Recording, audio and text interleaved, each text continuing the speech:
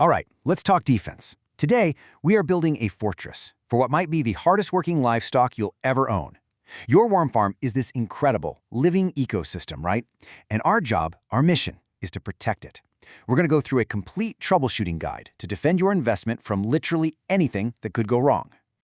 And let's be real, we're not just talking about a backyard hobby here. This quote really nails it. Your farm is a living factory, a truly valuable asset. So protecting it, that's not just some nice idea, it is absolutely make or break for its survival and for your success. So that brings us to the big question, right?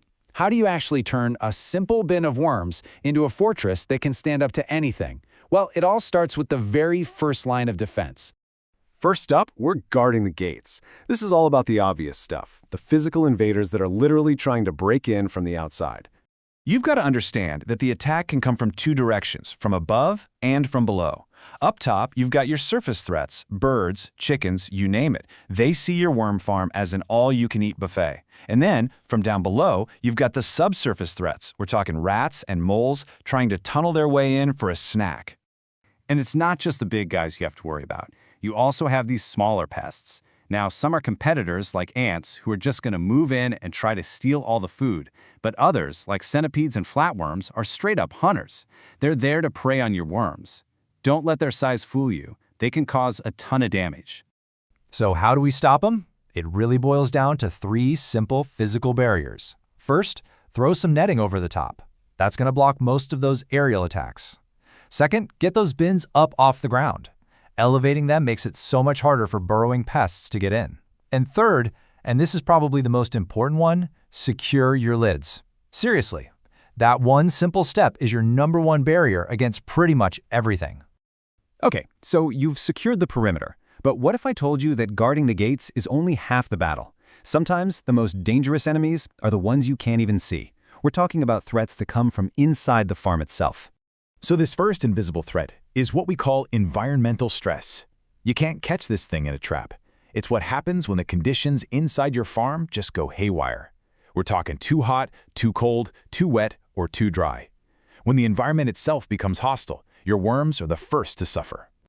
A great way to think about it is like a silent fever. You know, on the surface, everything might look fine for a while, but on the inside, the whole system is getting weaker and weaker, making it super vulnerable and ready to collapse. And the second invisible threat? Well, it's us. Yep, human error. Even with the best intentions, we can cause some serious problems. And you know what the #1 mistake is? Overfeeding. We think we're giving them a feast, helping them get big and strong, but what we're actually doing is creating a toxic, deadly environment. I love this analogy. It's like killing your ecosystem with kindness. See, all that extra food just sits there. The worms can't eat it all, so it rots, it turns the bedding acidic, and it just throws the entire delicate balance of your farm into total chaos. Okay, so we've got invaders from the outside and these silent killers on the inside, so what do?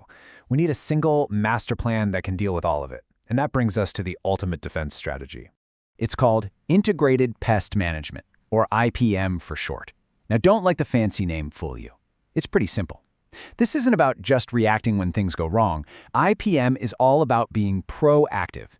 It's a strategy that combines preventing problems in the first place, constantly monitoring what's going on, and then, only when you need to, stepping in to fix things. It's about building a healthy system from day one. And IPM really just stands on 3 simple pillars. The first is prevention. That's all the stuff we just talked about, building physical barriers and keeping the environment stable. The second is monitoring. Think of this as your daily intelligence gathering. You're just checking in, seeing what's up.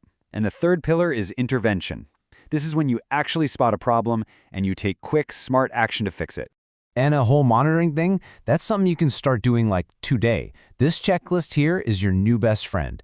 Every single day, take a quick peek for any signs of pests. Check your moisture and temperature. That's how you prevent that environmental stress we talked about. And then every couple of days, just check on the food levels. Make sure you're not overdoing it. Seriously, catching problems early is everything. Okay, so let's tie all of this together and look at the big picture. Because protecting your farm, it's not just about keeping worms alive. It's about laying the foundation for a stable and profitable business. You have to start thinking of all these protective measures not as costs, but as investments in your success. A healthy, stable, well-protected farm is the engine that's going to drive your profit, ensuring you have a consistent, valuable product to sell for years to come. So I'll leave you with this one final thought to chew on. What's your real goal here? Is it to spend all your time in crisis mode, constantly fighting off the next pest or the next problem? Or is it to shift your mindset and become the architect of a resilient, balanced ecosystem that can pretty much defend itself? Because the answer to that question, well, that's what's going to define your success.